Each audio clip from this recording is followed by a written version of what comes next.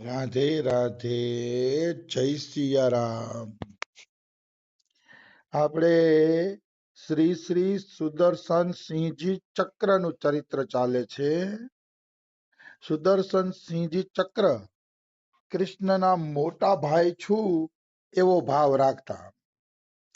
ભગવાન હારે કોઈ પણ સંબંધ જોડાઈ જાય તો ભગવાન એ સંબંધને નભાવે છે, નિશ્ચિત નભાવે છે, એમાં કોઈ એટલે કોઈ શંકા નથી।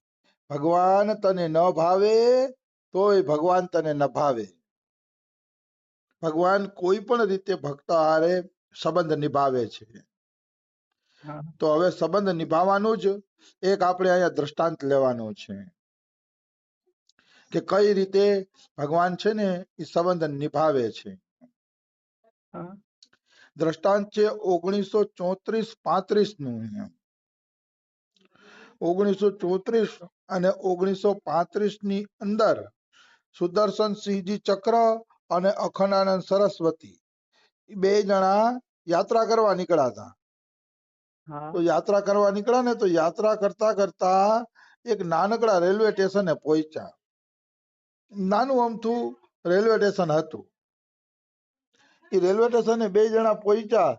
ભૂખ લાગી હતી, 8-9 વાગી ગયા હતા, પણ રેલવે સ્ટેશન ની આજુબાજુ કોઈ ગામ નહોતું, કોઈ બસ્તી નહોતી, રહેવા વાળા માણસો નહોતા, કોઈ નહોતું, અને રેલવે સ્ટેશને ભૂખ્યા તરસા પહોંચી ગયા હાલતા હાલતા। હવે એને કોઈ પણ રીતે રેલવે સ્ટેશને રાત પસાર કરવી હતી, પણ ભૂખ્યા હોવાના કારણે રાત જાય એવું લાગતું નહોતું। એમ દુકાન જોઈ, રેલવે સ્ટેશને કોઈ દુકાન છે તો દુકાન પણ બંધ કરીને વયો ગયો હશે ભાઈ, કારણ કે એ રેલવે સ્ટેશન એટલું નાનું હતું કે રાત્રે કોઈ અહીંયા ગ્રાહક હતા જ નહીં, એટલે દુકાન વાળો પણ દુકાન બંધ કરીને વયો ગયો હતો। હા, થોડાક મુસાફર હતા, 10-12 જેવા મુસાફર હતા।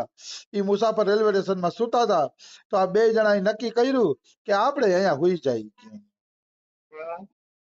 આપણે પણ અહીંયા સુઈ જઈએ। એટલે બે મિત્રો ત્યાં સુઈ ગયા। તો સુઈ ગયા ને, જો કોઈ વ્યવસ્થા નહોતી, તોય બે કિશોર બાળકો આવ્યા। 14-14 વર્ષના બે કિશોર બાળકો આવ્યા। એક ગૌર હતો અને એક શ્યામ હતો। ગૌર શ્યામ બાળકો આવ્યા, એના શરીરમાંથી તેજ નીકળતું હતું એવા બાળકો હતા।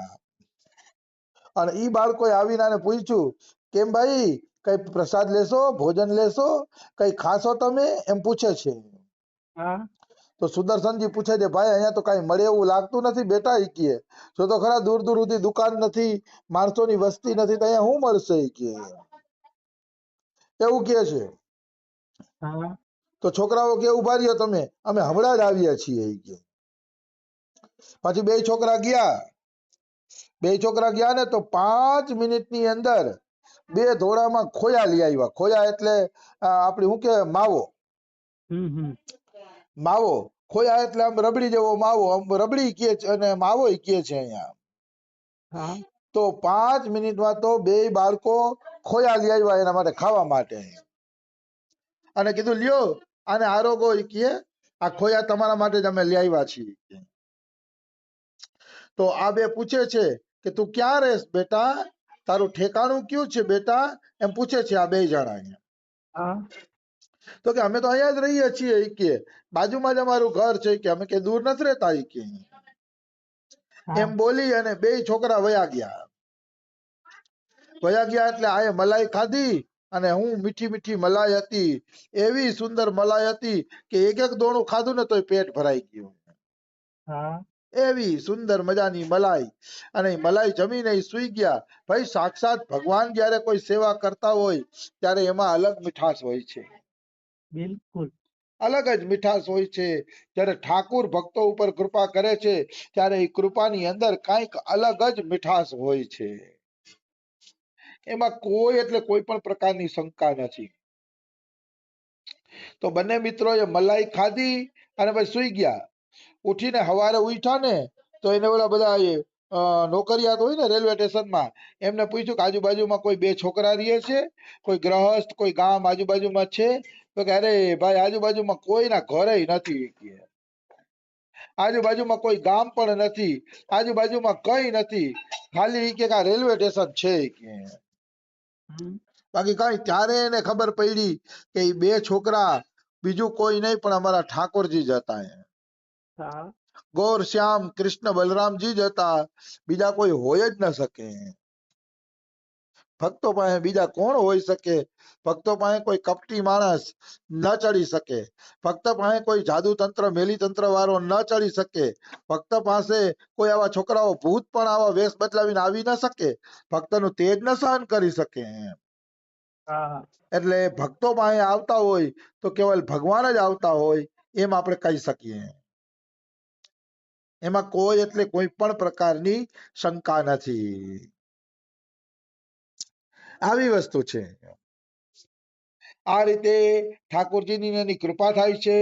પછી બે મિત્રો તીર્થયાત્રા કરતા કરતા મહરાઈ ગામમાં આવે છે. મહરાઈ અખંડાનંદ સરસ્વતીનું ઘર હતું. મહરાઈમાં આવ્યા ને એટલે સુદર્શનજી ચક્રએ શાંતનુ વિહારી દ્વિવેદી અખંડાનંદ સરસ્વતીને કીધું કે તમે મને છે ને ભાગવત શીખાડી દો કે. અને ભાગવત માટે એમ કહેવાય છે વિદ્યાવતામ ભાગવતે પરીક્ષા. વિદ્યાવતામ ભાગવતે પરીક્ષા એટલે વિદ્વાનોની પરીક્ષા ભાગવત માંથી જ થાય છે. કે વિદ્વાન કેવો છે એની પરીક્ષા ભાગવત ઉપરથી થશે. કારણ કે ભાગવત છે ને વિદ્વાનોને પંડિતને પછાડે એવો ગ્રંથ છે.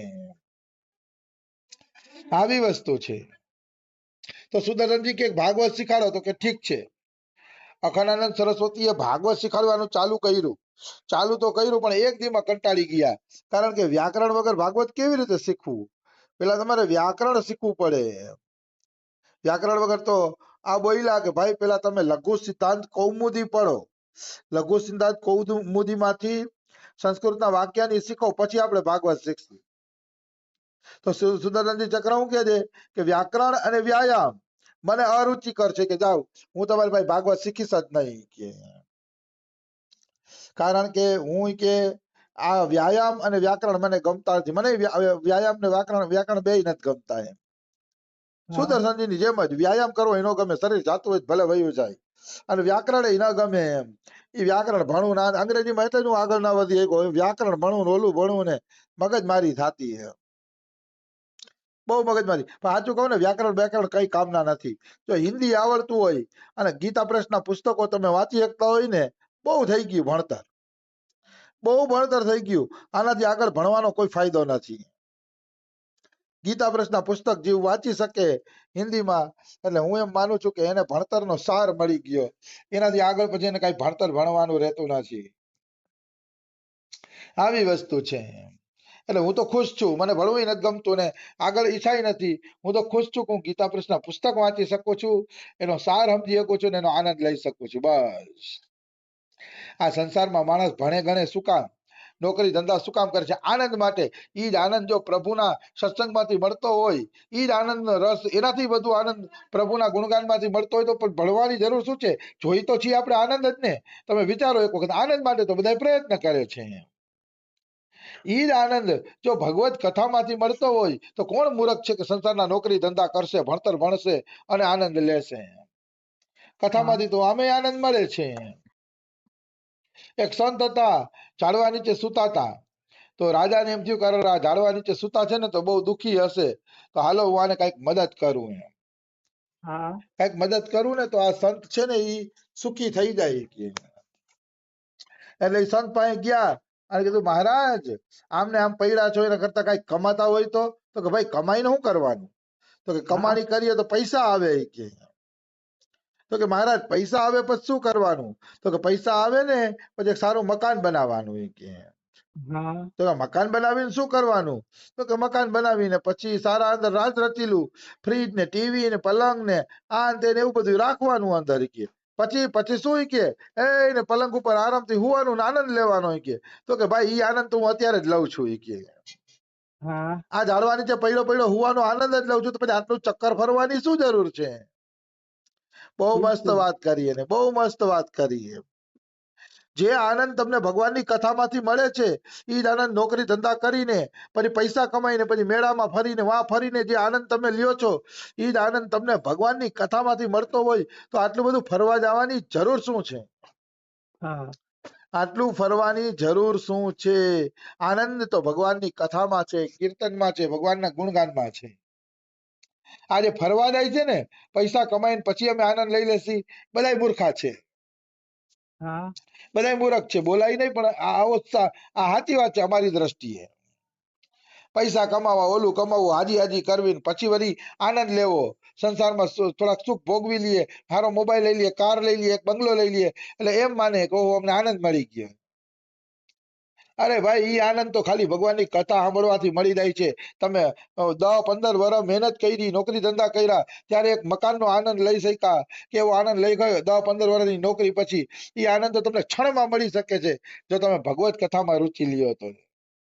હા એક ક્ષણની અંદર આ કઈ ફરવા જવાની જરૂર નથી. હા, કોઈને નોકરી કરવી જરૂરી હોય ઘરના પાલન પોષણ માટે, ઠાકોર સેવા માટે, આ તે, તો હું નોકરી ધંધાને એમ નથી કેતો કે ખરાબ છે, પણ જો ખાલી આનંદ માટે જ નોકરી કરતા હોય તો મારું એવું માનવું છે કે આનંદ માટે નોકરી ના કરો.